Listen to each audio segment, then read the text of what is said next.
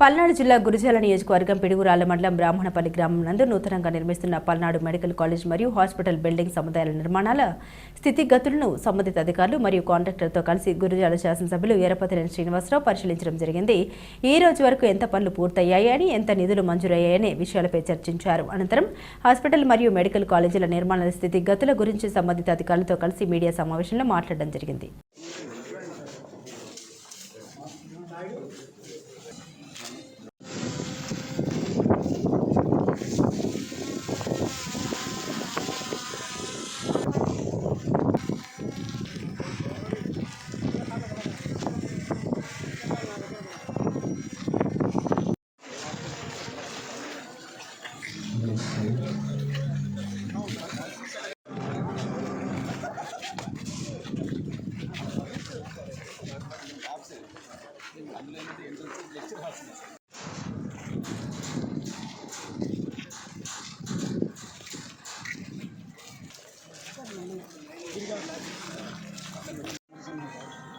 More than 500 members work here.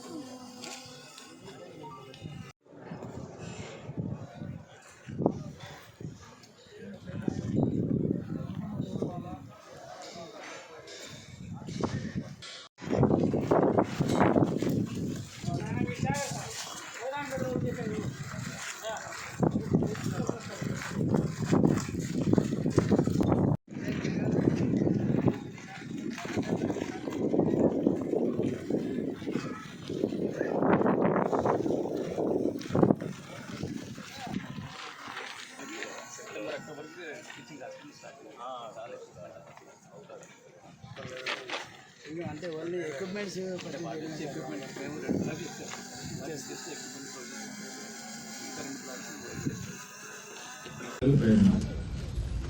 The total number of beds 520, number of medical seats 100, nursing seats 60, total trimmed area all structure 13,86,000 SMT.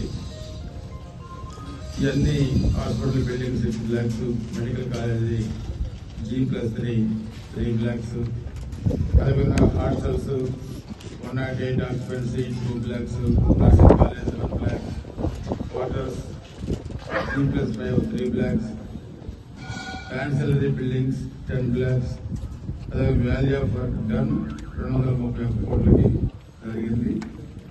ఇది percentage of work still today 46% జరిగింది. అనేది లేకుండా మేము తెచ్చిన drinking water project Piduguralla municipality దాన్ని కూడా పూర్తి చేయాలి. కానీ ఫ్లెక్సీలు వేసారు 70 ఏళ్ళలో మడొకసారి పిడుగురాళ్ళకి మంచిగా ఎవరు తాగల 70 ఏళ్ళలో 70 ఏళ్ళు ఏం తెచ్చిన నీళ్ళు తాగారు. ఇంతకుముందు ఎవరు పిడుగురాళ్ళ మంచిగా కూడా తాగే పరిస్థితి లేదు, తాగల. కానీ భగవంతుడు బతికించాడు 70 ఏళ్ళు తాగలేదు ప్రజలు వచ్చిందాక. అంటే మనుషులు అసలు ఏమనుకుంటారు, మనం మాట్లాడితే లోకలు అనుకుంటారా, ఏమనుకుంటారు మాట్లాడే విధానంలో రావాల్సిన నిధులు అవుతుంది. ఇప్పుడు కాదు కానీ వాళ్ళందరూ కూడా ఏంటంటే రెచ్చగొట్టి మనల్ని కూడా ప్రవోక్ చేసి మనల్ని కూడా గొడవలకు దింపి వాళ్ళు మనం సమాధానం తీసుకున్న పరిస్థితికి రావాలి. సో ఇక్కడ శాంతి భద్రతలు లేవు కాబట్టి మీరు పెట్టుబడికి రావద్దు అని చెప్పడం వాళ్ళ ఉద్దేశం. వాళ్ళ ట్రాప్ లో మనం పడదలుచుకోలేదు. వాళ్ళు అది తెలుగులలో అనుకుంటున్నారు. కానీ కాలం ఏ విధంగా సమాధానం చెప్తుందో అదేవిధంగా సమాధానం పూర్తి చేయలేదు. 5 సంవత్సరాల్లో మీరు కూడా చెప్పాలి కదా. మేము కరెక్ట్గా 1.5 years 2 years లో పూర్తి చేస్తా అని చెప్పాం. ఇవన్నీ కూడా పనులు అన్నీ స్టార్ట్ అయిపోయినాయి. ఎలక్ట్రిసిటీ పనులు స్టార్ట్ అయినాయి, రోడ్డు వైండింగ్ పనులు స్టార్ట్ అయినాయి, అవన్నీ కూడా స్టార్ట్ అయినాయి.